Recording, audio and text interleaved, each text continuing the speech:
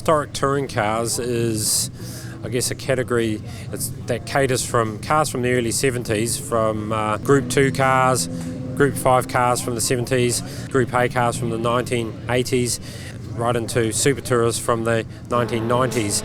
And we've got a cut-off date of year 2000 that will allow cars to run. So surprisingly, there's not a huge difference in lap times between all of those cars. Now, the car I bought about 6 years ago, we found it in Singapore, and it hadn't run for over 20 years. It needed a lot of restoration work. Along the way, we sort of discovered it was a proper factory race car, so we put it back into that livery.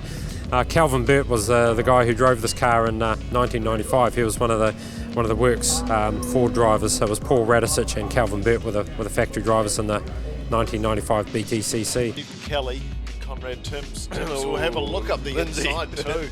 That's a very nice move.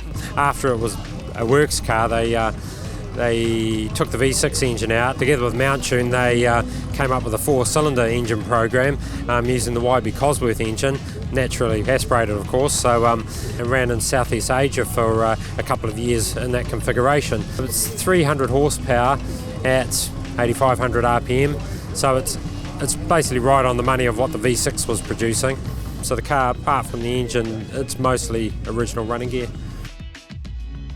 I raced it for the first time a couple of weeks ago at Hampton Downs, and it was always the plan if I didn't break the car to bring it down here. So glad to say it's still in one piece, and I was really looking forward to bringing it down here and running it at Scope. It's also good for the spectators because they're quite spectacular cars to see, and most people who saw them racing back in the day will agree that it was some of the best saloon car racing ever. We're racing.